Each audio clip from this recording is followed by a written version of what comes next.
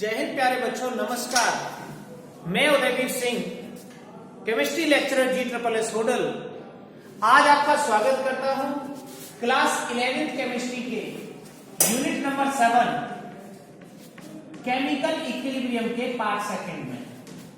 प्यारे बच्चों, chemical equilibrium के पार्ट 1 में हमने पढ़ा था फिजिकल इक्विलिब्रियम को और रेट ऑफ रिएक्शन को। अगर कोई रिएक्शन है A plus B is equal to C plus D, ये रिवर्सिबल हो रही है। A B रिएक्टेंट की कंसंट्रेशन है, B C D प्रोडक्ट्स हैं। A B C D small a b c d are the number of moles of reactant and product respectively. तो इसके लिए जो रेट ऑफ रिएक्शन था dx over dt minus dr over dt भी हम उसे कह सकते हैं, या प्लस dp ओवर dt भी हम उसे कह सकते हैं। इसको r से रिप्रेजेंट करते हैं और इसकी यूनिट होती है mole litre inverse second inverse. प्यारे बच्चों, जो रेट ऑफ रिएक्शन था उसके लिए दिया गया लॉ ऑफ मास एक्शन, और लॉ ऑफ मास एक्शन ये कहता था, गुल्डबर्ग और वागे ने दिया, उसने कहा the rate of any chemical reaction dx over dt directly proportional to the multiplication of reactant concentration AB are the number of moles. ये है फॉरवर्ड रिएक्शन का रेट। यही अगर बैकवर्ड रिएक्शन के लिए हो RB हो जाए तो RB प्रोपोर्शनल होगा concentration of product C and D, क्योंकि बैकवर्ड रिएक्शन के लिए जो CD होंगे वो बन जाएंगे हमारे प्रोडक्ट रिएक्टेंट। बैकवर्ड के लिए ये रिएक्टेंट तो रेटेंट के प्रोपोर्शनल, फॉरवर्ड के लिए ये रिएक्टेंट तो रेटेंट के प्रोपोर्शनल। तो जो RF होगा इज इक्वल टू हो जाएगा KF AB के, where KF is a constant जिसे हम रेट कांस्टेंट कहते हैं, and the RB rate of backward reaction becomes equal to KB CD। प्यारे बच्चों, मैंने इक्विलिब्रियम की डेफिनेशन में आपको बताया था, एट इक्विलिब्रियम पर जो फॉरवर्ड रिएक्शन का रेट होगा RF becomes equal to RB। इसको इक्वेशन 1 का नाम दे दें, इसे इक्वेशन 2 का नाम दे। तो RF RB के बराबर हो जाएगा by putting the value of RF and RB from equation 1 and 2। तो ये आएगा KF AB is equal to KB CD, और अगर हम KB को आगे ले आए, AB को पीछे ले जाएं, तो हमें मिलेगा KF upon KB, the ratio of rate constant of forward reaction to the backward reaction is known as KC। इसको हम कहेंगे equilibrium constant, is equal to रहेगा हमारा CD अपॉन AB के। मैंने आपको लास्ट लेक्चर में बताया था कि ये इसकी यूनिट प्लस माइनस या 0 भी हो सकती है किसी की यूनिट। तो ये इक्विलिब्रियम कांस्टेंट है। KF KB का रेशियो या CD अपॉन AB को हम इक्विलिब्रियम कांस्टेंट कहते हैं।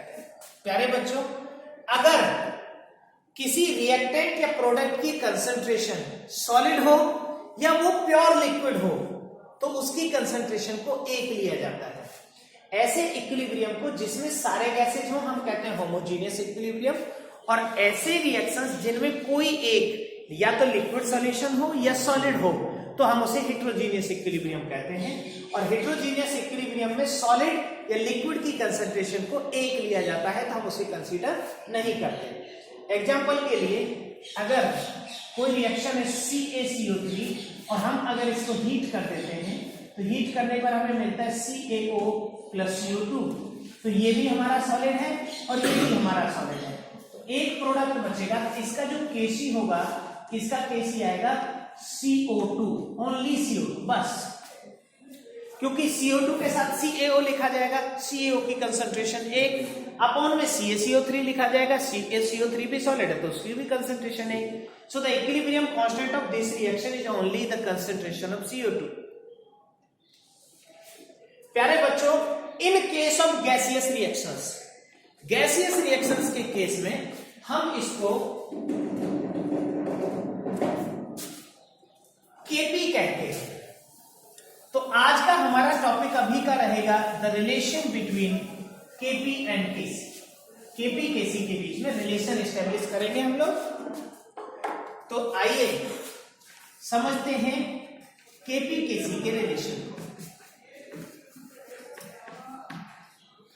Kp एंड Kc बहुत इंपॉर्टेंट है, ये सारे ही पॉइंट्स जो मैंने लिखे थे क्योंकि इनसे न्यूमेरिकल्स आते हैं।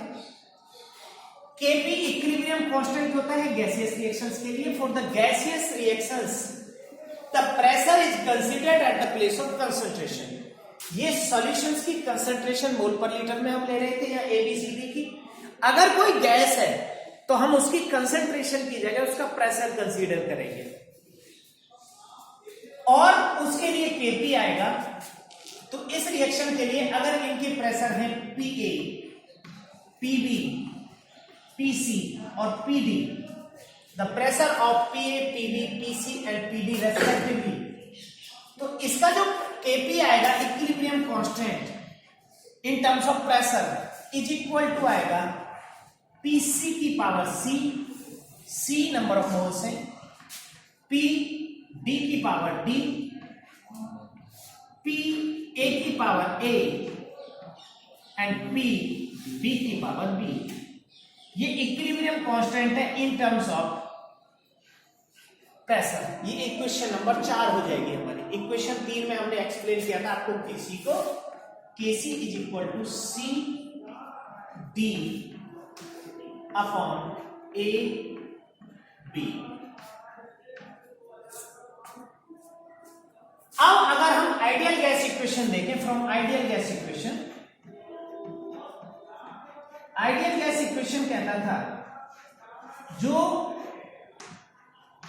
Pv होता है वो nRT के बराबर होता है। तो P इज इक्वल टू होगा nRT अपॉन V और n अपॉन V होता है कंसंट्रेशन C, मोलरिटी। तो हम लिख देंगे pressure is equal to CRT। So Pa का प्रेशर क्या रहेगा? Pa का प्रेशर रहेगा CART, Pb की वैल्यू रहेगी CBRT, Pc की वैल्यू रहेगी CCRT और Pd की वैल्यू रहेगी CDRT। So by putting the value of Pa, Pb, Pc and Pd from ideal gas equation, इसको हम नाम दे देंगे इक्वेशन 5 का। From equation 5 to the equation 4 हम Pa, Pb, Pc और Pd की वैल्यू रखने पर तो Kp की वैल्यू हो जाएगी CRT की पावर C, CDRT की पावर D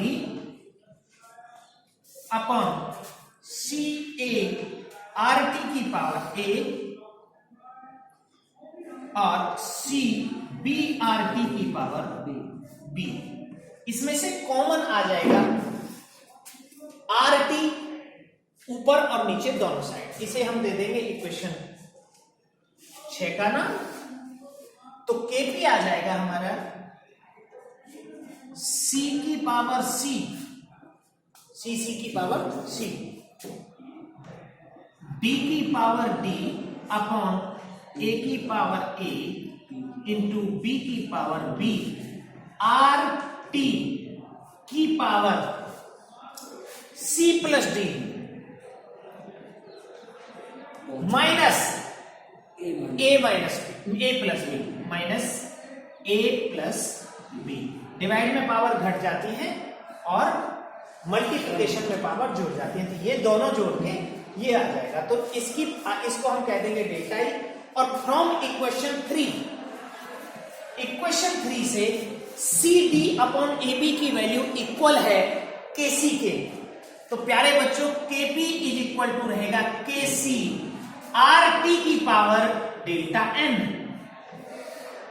इसे आर टी डेल एन बोलते हैं या R T L N. KP is equal to KC R T की पावर डेल्टा एन, केसी यहां से आया और डेल्टा एन की वैल्यू है, delta N is equal to product के मोल माइनस रिएक्टेंट के मोल, ये हमारे हैं डेल्टा एन। ये इक्वेशन 7 हो जाएगा। यही है केपी केसी का रिलेशन। इन केस अगर डेल्टा एन की वैल्यू 0 आती है, the number of moles of reactant is equal to number of moles of product, तो केपी की वैल्यू आएगी केसी के बराबर। Case 1, in case the delta N is equal to positive, मतलब number of moles of product is greater than that of number of moles of reactant. Example के लिए अगर हम वाटर लेते हैं 2H2O, तो ये ब्रेक हो जाएगा H2 प्लस O2 में, तो ये मोल है हमारे 2 और ये मोल है 3, तो इसकी वैल्यू आएगी +1। अगर डेल्टा एन की वैल्यू पॉजिटिव आती है तो जो Kp होगा, Kp is greater than Kc if the, ये केस सेकंड है, और if in case if the value of delta N is negative then value of Kp is smaller than Kc। Example के लिए अगर हम देखें अमोनिया का formation 3H2 plus N2 is equal to 2NH3, तो यहां नंबर ऑफ मोल्स है हमारे 4 और यहां नंबर ऑफ मोल्स है 2, तो डेल्टा एन की वैल्यू रहेगी -2 या डेल्टा एन की वैल्यू रहेगी +1। प्यारे बच्चों, डेल्टा एन की वैल्यू ही डिसाइड करती है यूनिट ऑफ के। ये प्रेशर है और अगर डेल्टा एन की वैल्यू 0 आती है, mean there is no change in the number of moles of product and reactant. Example के लिए H2 plus Cl2 is equal to 2HCl, यहां भी नंबर ऑफ मोल्स 2 है, यहां भी नंबर ऑफ मोल्स 2 है, तो no change in the number of moles, तो Kp यूनिट लेस होगा। अगर वैल्यू आती है +1 तो Kp की जो यूनिट होगी वो होगी बार मतलब प्रेशर की यूनिट, और अगर वो -2 आती है तो वो आएगी बार -2।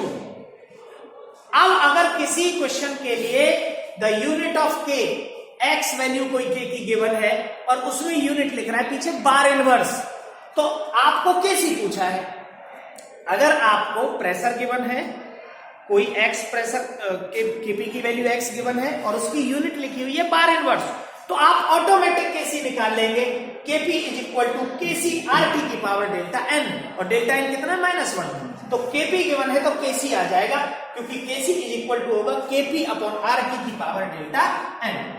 Kc is equal to Kp upon RT की पावर डेल्टा n। तो प्यारे बच्चों, ये था Kp Kc का रिलेशन। इस पर बेस्ड आपने एनसीईआरटी में बहुत अच्छे न्यूमेरिकल्स हैं, उनको करेंगे। Thank you and have a good day. In our next lecture we will talk about the लेक्चर टेलियर प्रिंसिपल। थैंक्स।